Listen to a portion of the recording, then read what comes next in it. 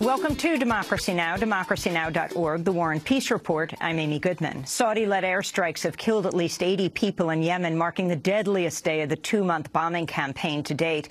The strikes battered the Yemeni capital Sana'a and the Bakil al-Mir area near the Saudi border, where residents told Reuters at least 40 people were killed, most of them civilians. Arab planes and ships blasted Yemen's largest military port in the city of Hodeidah, marking the worst attack on Yemen's navy since Saudi Arabia launched its offensive on Iranian-aligned Houthi rebels in March. Saudi-led planes also targeted a car thought to be carrying Houthi leaders in central Sana'a.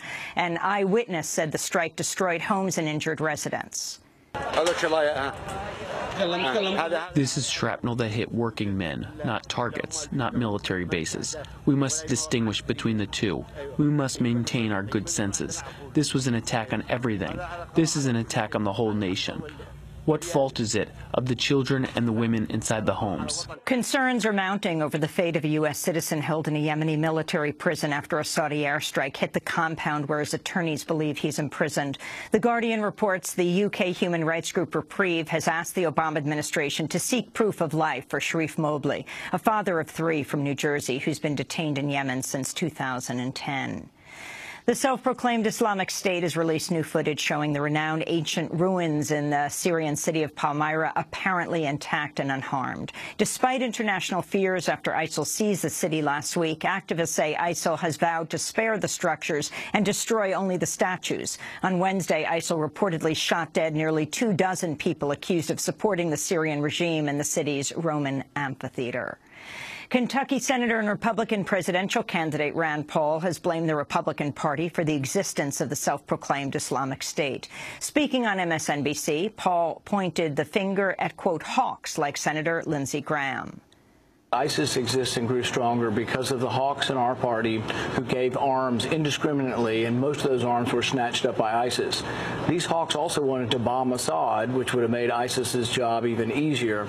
They created these people. ISIS is all over Libya because these same hawks in my party loved Hillary Clinton's war in Libya. They just wanted more of it. But Libya is a failed state, and it's a disaster. Iraq really is a failed state, or a vassal state now of Iran. So everything that they've talked about in foreign policy they've been wrong about for 20 years. Republican presidential hopeful on Kentucky Senator Rand Paul. The death toll from a heat wave in India has topped 1,400, with scorching heat expected to continue in the hardest-hit southern state of Andhra Pradesh. Temperatures hit 47 degrees Celsius, or 117 degrees Fahrenheit, while the death toll topped 1,000 in that state alone. The Justice Department has unveiled a sweeping corruption indictment against 14 soccer officials and marketing executives accused of exchanging $150 million in bribes and, quote, corrupting the business of worldwide soccer. Among those arrested in connection with the probe is Jack Warner, former vice president of soccer's governing body, FIFA, who's accused of taking a $10 million bribe to cast his ballot for South Africa to host the 2010 World Cup. U.S. Attorney General Loretta Lynch said the corruption dates back to at least 1991, when soccer officials, including then presidents of 2 regional soccer confederations under FIFA, solicited bribes from sports marketers for commercial rights to their soccer tournaments. The indictment Lynch unsealed features 47 counts, including racketeering charges typically reserved for drug cartels and the mafia. The 47-count indictment against these individuals includes charges of racketeering, wire fraud, and money laundering conspiracies spanning 2 decades. In short, these individuals, through these organizations, engaged in bribery to decide who would televise games, where the games would be held, and who would run the organization overseeing organized soccer worldwide, one of the most popular sports around the globe. Longtime FIFA president Sepp Blatter is not named in the indictment, and Lynch declined to comment on whether he's under investigation. Nebraska has become the first Republican-controlled state to ban the death penalty in more than 4 decades. Republican Governor Pete Ricketts has vetoed the ban on executions, but lawmakers from both parties overrode his veto by a vote of 30 to 19. Independent Nebraska Senator Ernie Chambers celebrated the move. Had not the conservative faction decided that it's time for a change, there's no way that what is happening today would be taking place.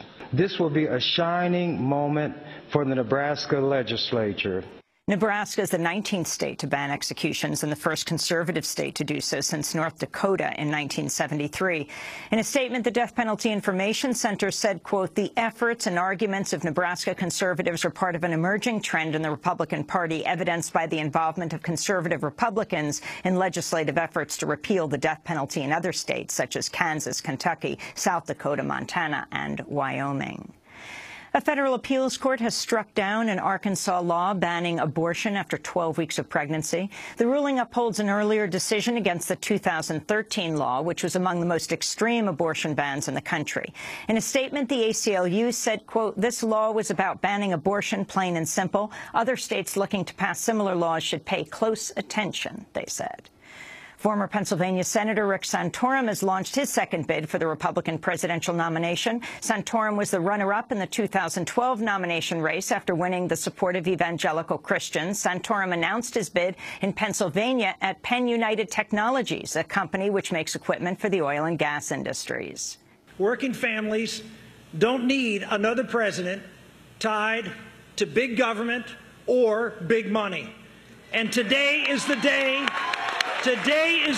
we are going to begin to fight back.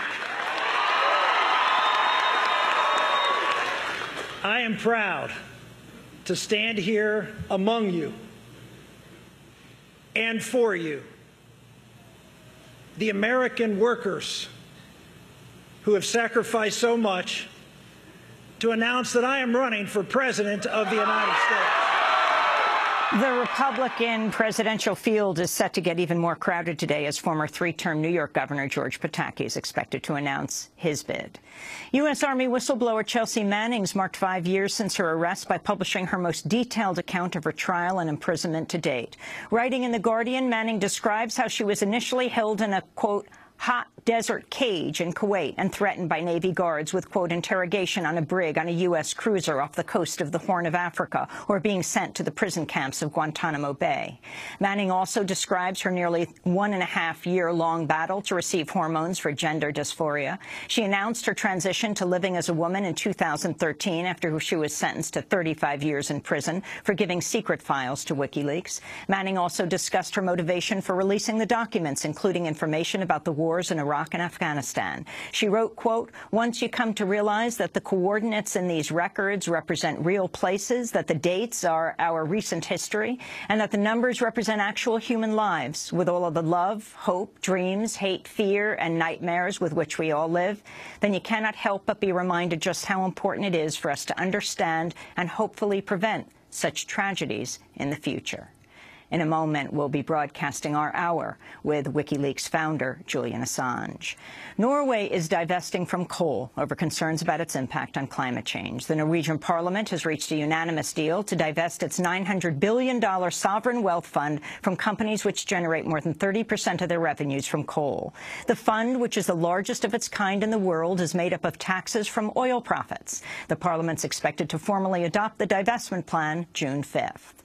The Obama administration's issued new rules aimed at protecting the drinking water of millions of Americans. The rules seek to end confusion about which waterways are protected from pollution under the Clean Water Act, specifying protection for up to 60% of the nation's streams and millions of acres of wetlands which were not clearly designated before.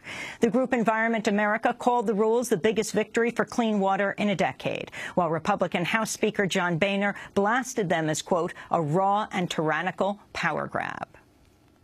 The Pentagon's acknowledged it accidentally sent live anthrax spores to up to 9 laboratories across the United States and to a U.S. military lab in South Korea. The labs were supposed to receive inactive samples for research, but got live spores instead. Anthrax exposure can be fatal, but the Pentagon says there are no known infections to date.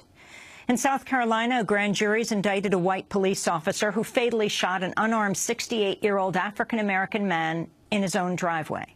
Former North Augusta police officer Justin Craven was indicted on a lesser felony charge of firing his gun into an occupied vehicle after a grand jury previously refused to indict him for voluntary manslaughter.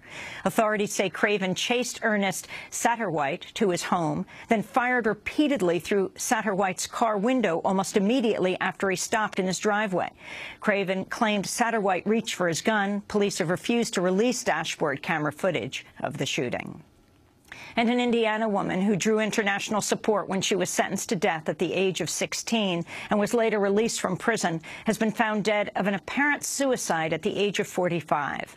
Paula Cooper became the youngest person on death row in 1986 after her conviction for killing Ruth Pelkey, an elderly Bible teacher. Her case drew calls to spare her life from people around the world, including the victim's grandson, Bill Pelkey. Shortly before her release for good behavior in 2013, Cooper told the Times of Northwest Indiana she looked forward to starting a new life. When I get out, I mean, I don't care if I have to sweep floors, wash dishes, or flip hamburgers. I'm going to take whatever I can get, you know, just to get on my feet and show people that I deserve a chance. Paula Cooper was found dead of an apparent self-inflicted gunshot wound in Indianapolis on Tuesday. And those are some of the headlines. This is Democracy Now!, democracynow.org, The War and Peace Report. I'm Amy Goodman.